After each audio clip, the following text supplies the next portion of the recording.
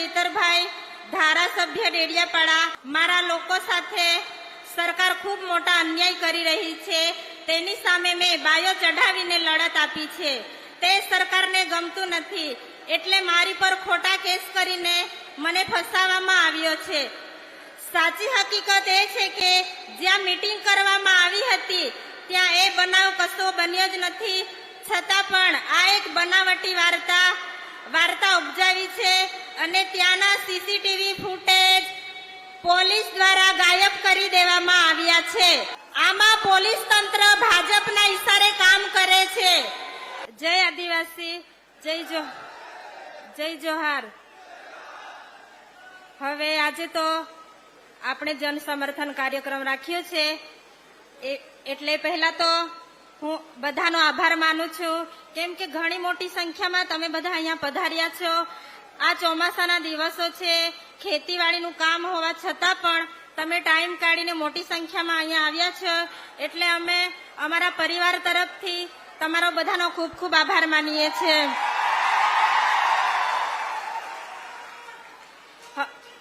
હવે આજનો ખાસ મેસેજ છે કે ગઈકાલે જ્યારે અમે વડોદરા ગયા હતા અને જેલનો કાયદો હોય છે કે અઠવાડિયામાં એક વખત મુલાકાત કરવાનો હોય છે, પરંતુ મુલાકાત માટે નથી ગયા અને વિડીયો કોલથી વાત કરી છે. આપણા બંને મુખ્યમંત્રીઓને પણ અમે વાત કરાવી છે. એટલે આપણા ધારાસભ્યએ મારા લોકોને મારા વતી મેસેજ આપજો એવું કહ્યું છે, એટલે હું તમને જે મેસેજ આપવા કીધો છે તે હું તમને અહીંયાથી વાંચી સંભળાવું છું, તો તમે બધા ધ્યાનથી સાંભળજો. અને આપણા જે સમર્થનમાં સ્ટેજ પર બિરાજમાન મહાનુભાવો પણ પોતાનો ટાઈમ કાઢીને આવ્યા છે, એટલે એમનો પણ આપણે હૃદયપૂર્વક આભાર માનીએ છીએ. એટલે બધા આપણે તાળીઓથી વધાવી લઈએ.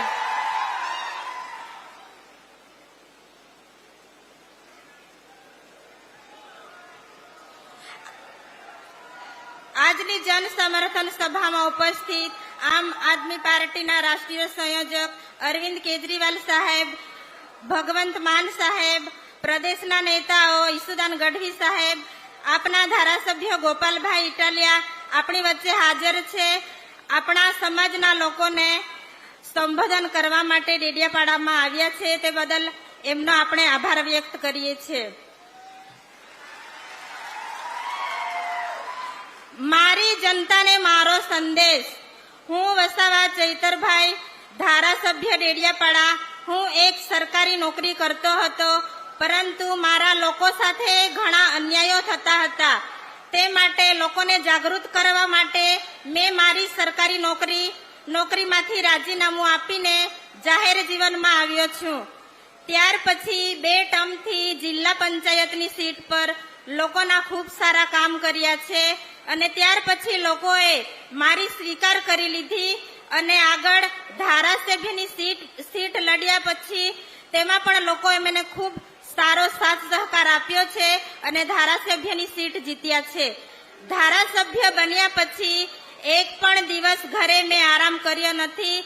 હર હંમેશા લોકો માટે લડતો રહ્યો છું. મારા લોકો સાથે સરકાર ખૂબ મોટા અન્યાય કરી રહી છે, તેની સામે મેં બાયો ચઢાવીને લડત આપી છે. તે સરકારને ગમતું નથી એટલે મારી પર ખોટા કેસ કરીને મને ફસાવવામાં આવ્યો છે.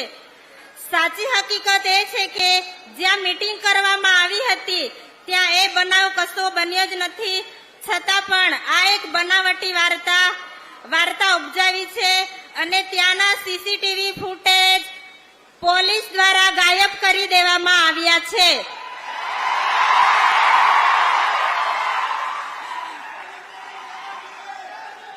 અને એફઆઈઆર લખાવવા માટે હું પોલીસ સ્ટેશનમાં જાઉં છું, ત્યાં મને 2 થી 3 કલાક બેસાડી રાખવામાં આવે છે.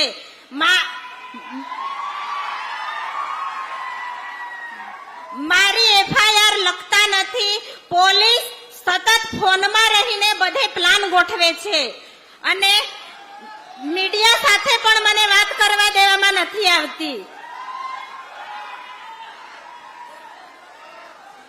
પોલીસ તંત્ર સીસીટીવી ફૂટેજ ગાયબ કર્યા પછી આ એક રાજકીય ષડયંત્ર ઉભું કરીને મને ફસાવાનું રચ્યું છે.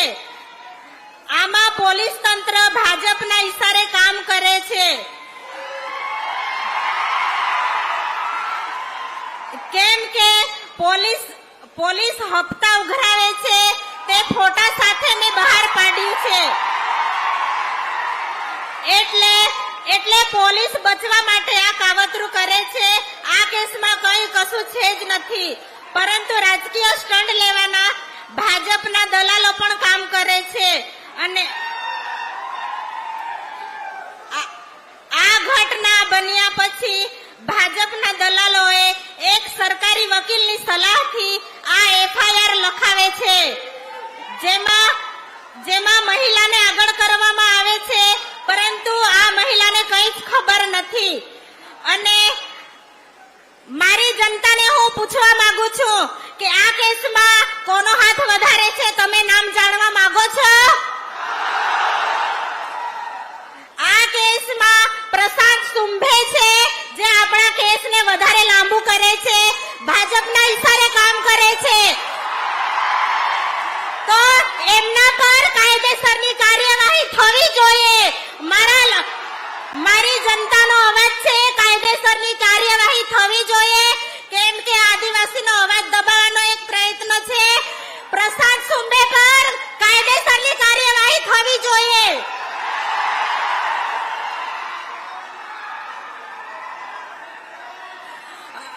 અને પોલીસ સ્ટેશનમાં હું જાઉં છું, ત્યાં બેસું છું, ત્યાં મને મારો પરિવાર મળવા આવે છે, તેની સાથે પણ મને મુલાકાત કરવા દેવામાં આવતી નથી.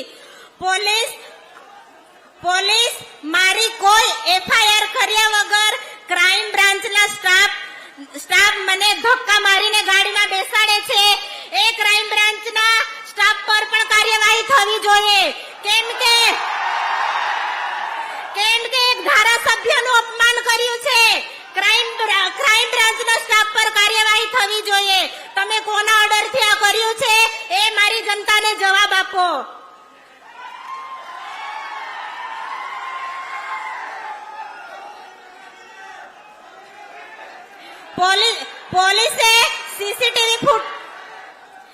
પોલીસે સીસીટીવી ફૂટેજ ગાયબ કર્યા પછી મારા આગળના કેસ, જેમાં હું નિર્દોષ સાબિત થયો છું, છતાં પણ પોલીસ ત્યાં રજૂ કરે છે. તેમની પર પણ કાર્યવાહી થવી જોઈએ.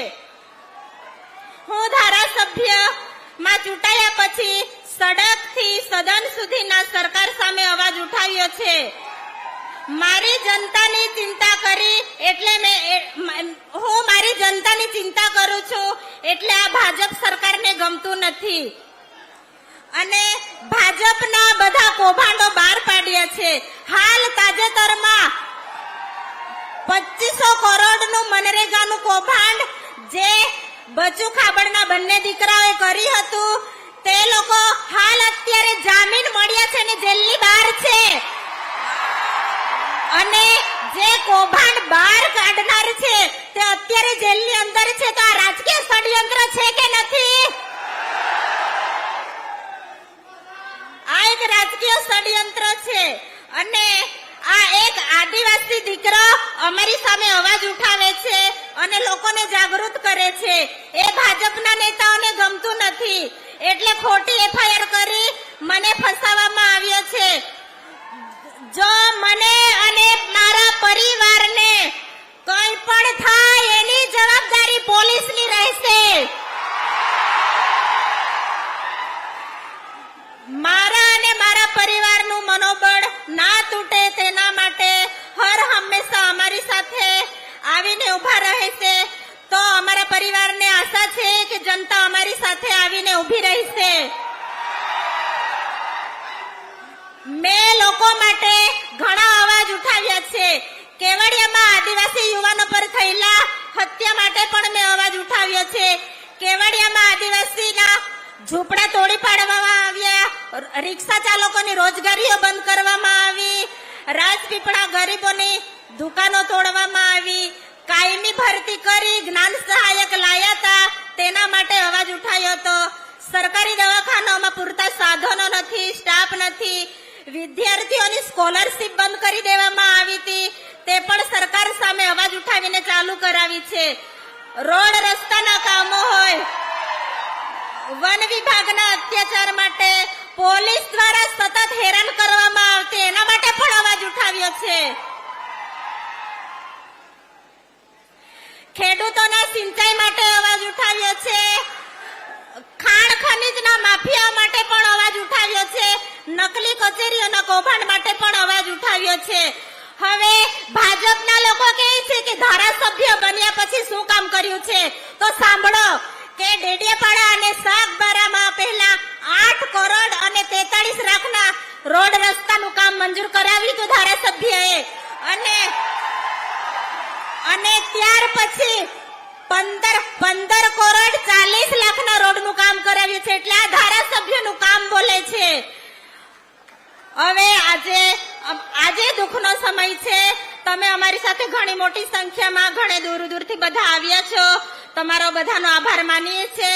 અને ધારાસભ્યએ બધાને યાદ આપી છે અને કહ્યું છે કે જ્યારે મારા પરિવારને જનતાની જરૂર પડે તો તમે સુખ દુઃખમાં પણ અમારા પરિવાર સાથે આવીને ઉભા રહેજો, એવી રીતે મેસેજ આપવા કીધો છે. અને જે પણ મીડિયા મિત્રોએ આપણા ફેવરમાં જે ચેનલોએ ચલાવ્યું છે, લોકો સુધી સાચી હકીકત પહોંચાડી છે, મીડિયા મિત્રોનો પણ અમે આભાર માનીએ છીએ. અને લોકો અમારી સાથે હર હંમેશા આવીને ઉભા રહેશે એવી અમે આશા રાખીએ છીએ. આભાર. જય આદિવાસી.